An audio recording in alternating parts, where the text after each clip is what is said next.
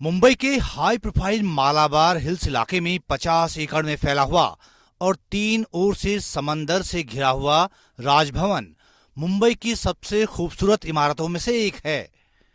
इतनी दिलकश और ऐसी लाजवाब जगह है, भला किसको रास नहीं आएगी।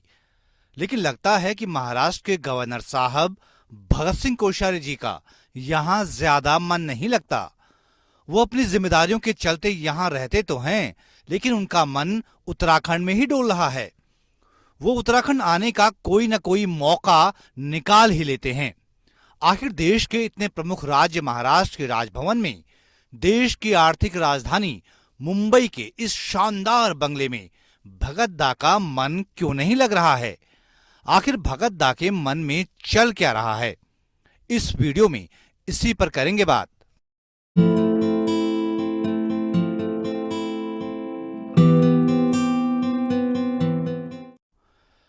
दोस्तों, महाराष्ट्र के राज्यपाल भगत सिंह कोश्यारी उत्तराखंड के राजनीतिक गलियारों में फिर से चर्चा में हैं।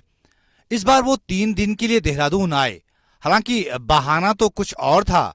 दरअसल भगत दा ने संसद में दिए अपने भाषणों के संकलन का विमोचन देहरादून में करवाया, जो कि किताब की शक्ल में है।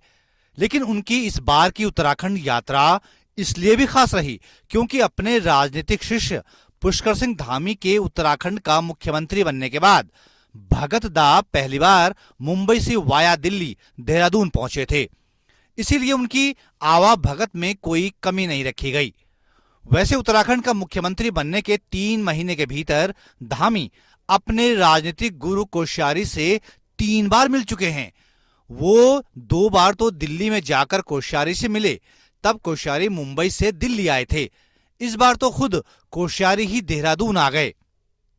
वैसे कोश्यारी की इस बार की उत्तराखंड यात्रा इसलिए भी चर्चा में आई क्योंकि यहाँ 5 महीने के बाद विधानसभा चुनाव होने हैं और कोश्यारी की राजनीतिक हसरत किसी से छिपी नहीं है। इसीलिए कोश्यारी के इरादे भांपकर राज्य की विपक्षी पार्टी कांग्रेस ने राज्यपाल भगत सिंह कोश्यारी के देहरादून दौरे पर सवाल उठा दिए। असल में भगत सिंह कोश्यारी को करीब से जानने वाले जानते हैं कि उनके मन में उत्तराखंड का फिर से मुख्यमंत्री बनने की हसरत लंबे समय से कुलबुला रही है। उन्हें लगता है कि कोश्यारी जी को बतौर सीएम काम करने का पर्याप्त मौका नहीं मिल पाया। कोश्यारी उत्तराखंड की पहली मनोनीत सरकार के दूसरे मुख्यमंत्री थे, लेकिन कोश्यारी सिर्फ 4 महीने ही मुख्यमंत्री रह पाए थे। 30 अक्टूबर 2001 को उन्होंने उत्तराखंड के मुख्यमंत्री पद की शपथ ली थी और 1 मार्च 2002 तक ही वो मुख्यमंत्री रह पाए थे। 2002 के पहले चुनाव में बीजेपी की सरकार जाती रही। जब भगत सिंह कोश्यारी 2001 में उत्तराखंड के मुख्यमंत्री बने थे, तब धामी उनके मुख्यमंत्री कार्यालय में विशेष कार्याधिकारी यानी ओएसडी हुआ करते थे। समय का चक्र ऐसा घूमा कि तब के ओएसडी धामी आज राज्य के मुख्यमंत्री हैं और उनके राजनीतिक गुरु कोश्यारी आने वाले चुनाव में मुख्यमंत्री का चेहरा बनने के लिए अपनी बिसात बिछा रहे हैं। वैसे भगत सिंह कोश्यारी की ताकत यह है कि हरीश रावत के अलावा वही नेता हैं जिनका कुमाऊं और गढ़वाल दोनों इलाकों में ठीक ठाक प्रभाव है। उनके अपनी पार्टी के कार्यकर्ताओं पर अच्छी पकड़ मानी जाती है। लेकिन 2001 से 2021 के बीच बहुत पानी बह चुका है। इन 20 सालों में बीजेपी भी बदल गई है। बीजेपी के चेहरे और बीजेपी के भीतर सत्ता के केंद्र भी बदल गए हैं।